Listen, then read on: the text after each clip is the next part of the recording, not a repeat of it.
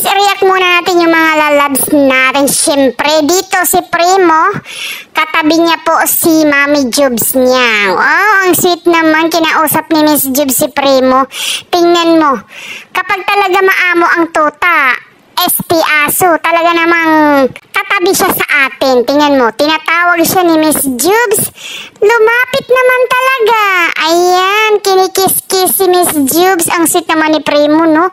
Sana lahat ng aso ganyan. Well, yung mga aso din ni Sir Vince. Sila, Albi. Talagang napaka-sweet din ng mga aso yan. At syempre, sinusuklian ng mga aso yung pagmamahal natin sa kanila. Kaya love din nila yung mga taong nag-aalaga sa kanila. Diba? Sweet. At dito, mukhang na-miss ni Miss Jubes ang pag-i-inject niya sa pampaputi. Drip Glow. Yan, mukhang matagal-tagal na hindi natin nakikita na nagpapa-inject sila, lalong-lalo na si Mami Sara, no? Nakakaputi daw to. Pero si Mami Sara maputi na, bakit kaya nagpapa-inject pa siya, no? Or talagang pampakinis talaga yun ng mukha or skin. Pero makinis naman po sila pareho, pero bakit need nilang gawin niya, no? Baka hindi ba yan delikado, no? Ayan, pwede na po kayong umorder ng mga Kumaris Corporation or Kumaris Group na mga merch. Wow, ang gaganda ng mga tela, t-shirt. Mukhang ang kakapal. Hindi natin alam, ayan yung mga details. Andyan po yung mga details kung paano orderin. Kaya order na po kayo kung sa Shopee, Lazada or TikTok Shop. Sana meron sa TikTok Shop para mas madali tayong maka-order, diba? Ang cute, ang gaganda. Support natin yung business nila Mami Sara and of course with the Kumaris Girl Group. Order now! At ayan si Sir Vince.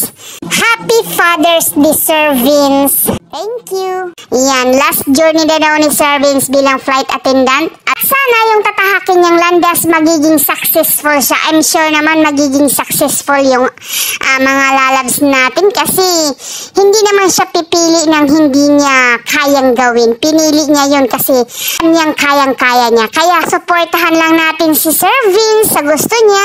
Ayan, kinlaro na po ni Sir Vince na hindi po siya mag-aaral abroad. Ay, hindi lang po natin alam. Hindi po sila magiging LDR ni Sir John.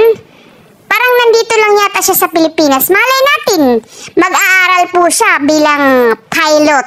Diba? Ang cute talaga. Sana nga. Pero hindi natin talaga alam kung ano talaga yung kurso na kukunin ni Sir Vince. Hawak po ang isip ni Sir Vince. At talagang yung pipiliin niyang kurso is hiyang na hiyang po sa kanya. Ayan. Kine-clear lang po ni Sir Vince yung mga comment nyo at mga messages nyo sa kanya. Ayan na po. May caption siya dyan. Basahin nyo kung ano po yung nilalaman dyan. Hindi po sila magiging LDR ni Papa dyan kasi hindi daw niya kaya. Alam na daw natin na hindi siya pwedeng malayo kay Papa dyan kasi wala na siyang aasarin. Siyempre at kukulitin. So yun lang po. Please subscribe to Buddy Mix Vlog. Bye-bye. Love you.